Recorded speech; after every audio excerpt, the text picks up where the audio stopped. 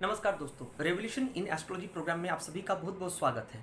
आज एक ऐसे विशेष तथ्य को लेकर आपके सामने मैं आया हूँ जिसे ज्योतिष शास्त्र में मुनि ऋषियों द्वारा आज से 6000 से भी पूर्व वर्ष पहले लिख दिया गया है और कही गई हैं, लेकिन कॉमर्शियल रीज़न से हो या किसी भी वजह से क्यों ना हो, ज्योतिषी ने या किसी पंडित ने आपको ये तथ्य कभी नहीं बताए।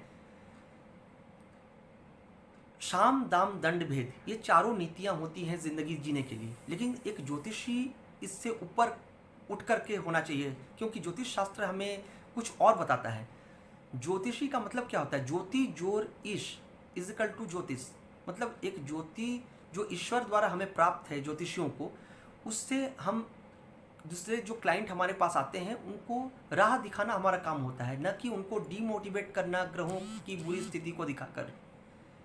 यह बताना बहुत आसान होता है कि आपकी कुंडली में कोई ग्रह पीड़ित है, आप शकट दोष से पीड़ित है आपकी कुंडली, या ग्रहण दोष कुंडली में लगा हुआ है, साधु सर्प दोष है, श्रापित दोष है, मांगलिक दोष हो कुंडली में, शनि की 3.5 चल रही हो, शनि का ढैया चल रहा हो, सूर्य शनि का एक जगह एक साथ रहना, पितृ दोष हो, या फिर मंगल राहु का होना एक साथ, अंगारक दोष हो। इन तरह के कई दोष को आप आज तक सुन करके तंग भी आ चुके होंगे कि ये चीज़ें आपको बताई गई हैं कि कुंडली पीड़ित है इन ग्रहों से। लेकिन मुनि ऋषियों ने जो मुख्य तथ्य हमें दिए हैं, क्या ये बातें बताई गई कि किसी भी कुंडली में अगर बुरे दोष है तो अच्छे भी चीज़ें होती हैं कुंडली में? कोई भी इंसान दुनिया में जो आता है वो किसी ना किसी क्षेत्र में सफलता प्राप्त जरूर करता है। तो क्या किसी भी पंडित या ज्योतिषी ने आपको ये बताया किसी प्रोग्राम के माध्यम से कि आपकी कुंडली में विदेश योग बना हुआ है, जहाँ जाकर के आप सफलता अर्जित कर सकते हैं, जहाँ जाकर के धनोपार्जन होगा? आप किसी लकड़ी का व्यवसाय करें जहाँ से आपको अर्थोपार्जन हो सकता है। आप अगर किसी लौह पेशे से जुड़े, लोहा के पेशे से जुड़े, तो वहाँ से आपको धन प्राप्त होंगे। क्या ये बताया गया कुंडली के आधार पर शुक्र आपकी कुंडली में मजबूत है तो आप किसी कॉन्फेक्शनरी से जुड़े हुए वस्तु का व्यवहार करें या आप बिजनेस करें तो वहाँ से लाभ प्राप्त होगा?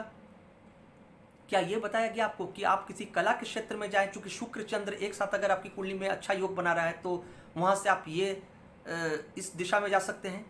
लेकिन ये बता देना तो बहुत ही आसान है कि राहु पीड़ित है तो आपकी कुंडली डिस्टर्ब्ड है, शनि पीड़ित है इसीलिए आप स्लो हैं, इसलिए आप में काफ़ी आलस्यता है, या आलस्यता के होने की वजह से यानी स्लोनेस के होने से आप ज़िंदगी में कभी सफल नहीं होंगे। क्या वैसे इंसान को ये बताया गया कि आप घर में रहकर ही आप बहुत सारे व्यवसाय खोल सकते हैं और जिससे आप धनोपार्जन कर सकते हैं? ये बातें बताई नहीं जाती जो कुंडली में असल मायने रखती हैं, और इन्हीं वजह से ज्योतिष शास्त्र में ज्योतिषियों के प्रति जो लोगों का एक विचार है वो काफ़ी हद तक आधुनिक युग में बदल गया है। लोगों को चाहिए, ज्योतिषियों को चाहिए कि लोगों को कुंडली देख करके यह बताएं, खासकर उनकी कुंडली का अवलोकन करें और बताएं कि उनकी कुंडली कहाँ से अच्छी है, किस उम्र में उनके सफलता आने वाले हैं। हर किसी को 16 या 18 वर्ष में सफलता नहीं मिलती, किसी की कुंडली में 22 साल के बाद यानी उपरांत सफलता प्राप्त होती है, किसी को अपनी ज़िंदगी में 45 साल के बाद जाकर के उन्नति प्राप्त होती है, किसी की कुंडली में मत्स्य उत्पादन से जुड़ करके रहने पर सफलता प्राप्त होती है, तो कोई कोचिंग सेंटर या टीचिंग प्रोफेशन से जुड़ करके लाइफ में सफलता को प्राप्त होता है। तो ये बातें बताना बहुत ही आवश्यक है ग्रहों के आधार पर। किसी की भी कुंडली में कोई ग्रह पीड़ित हो या जो भी क्यों ना हो, तो जो ग्रह पीड़ित हैं इससे न बता करके ये बताना आवश्यक ज़्यादा है कि आपकी कुंडली में कौन कौन से ग्रह आपको अच्छी स्थिति में ले जाने वाले हैं। तो उन बातों को आप ध्यान में दें, उन ग्रहों से जुड़ करके आप पूजा करें, खुद करें। इसके लिए किसी पंडित को ले जा करके पूजा करवाने की आवश्यकता नहीं पड़ती, इसके लिए ताबीज़ या रुद्राक्ष की आवश्यकता नहीं पड़ती, क्योंकि ऐसा आज तक कोई फॉर्मूला यानी सूत्र ज्योतिष शास्त्र में नहीं दिया गया जहाँ ये लिखित हो कि किसी को मकान का योग नहीं है इस जन्म में तो आप मूंगा पहना देने से उनको मकान प्राप्त होंगे, या किसी का संतान योग अगर कुंडली में नहीं है लिखा हुआ तो आप उनको कैट साई या पुखराज पहना देंगे तो इससे संतान की प्राप्ति होगी। ये बातें गलत हैं। या फिर किसी की कुंडली में अगर विवाह योग नहीं है तो आप उनको ये कह दें कि आप डायमंड पहन ले या आप ओपेल पहन ले या जैरकन पहने तो इससे शादी हो जाएगी। ये बातें बेसलेस हैं। आप लोगों को भी सोचना चाहिए कि आपको अगर कोई पंडित या ज्योतिषी इस तरह की बातें कह रहे हैं तो आप भी इन बातों को सोचें, क्योंकि आप लोग भी बहुत समझदार हैं, चीज़ों को समझते हैं। मेरा तात्पर्य और एक वजह यह भी है इस प्रोग्राम को आपके सामने लाना कि आप लोगों की आंखों को खोलना। आप लोग जानते हैं इन बातों को कि बहुत सारी चीज़ें जो बेसलेस हैं, जिसका कोई आधार नहीं है, लेकिन ये बातें कही जाती हैं। ग्रह का कमज़ोर होना किसी की कुंडली में ये कोई नई बात नहीं है। चाहे वो लता मंगेशकर जी हों, चाहे वो किशोर दा हों, चाहे सचिन तेंदुलकर जी हों, चाहे विराट कोहली साहब हों, हर किसी की कुंडली में बुरे ग्रह भी होते हैं और अच्छे ग्रह भी। ज्योतिषी का काम ये होता है कि कुंडली में अच्छे ग्रहों की स्थिति को सही ढंग से अवलोकन करना और फलादेश करना, न कि बुरे ग्रहों की स्थिति को देख करके किसी को डराना या उनमें भय उत्पन्न करना।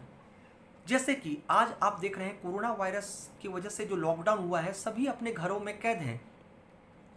सही बात है, ये एक नेगेटिव पार्ट है, लेकिन कभी क्या पॉजिटिव पार्ट्स पर चर्चा होती है?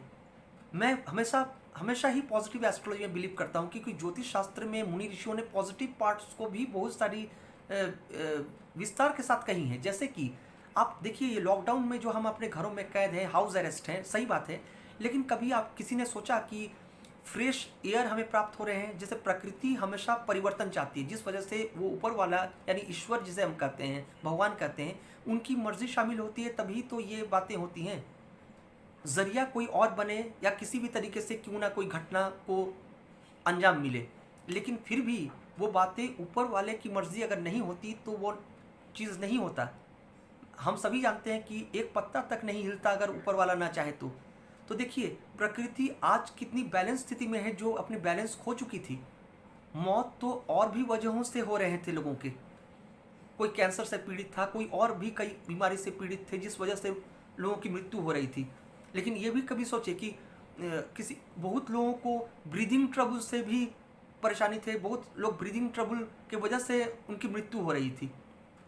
एयर कितना पॉल्यूटेड था, वाटर पॉल्यूशन, आप साउंड पॉल्यूशन देखें, पॉपुलेशन देखें, ये आज आप देखें कितना आप स्वस्थ यानी आप हैं, आप देखिए पॉल्यूटेड लेस है अभी जगह, आप इसको रियलाइज़ कर सकते हैं। क्योंकि देखिए गर्मी के मौसम में इतनी बारिश नहीं हो रही थी जितनी अभी हो रही है, इस साल हो रही है।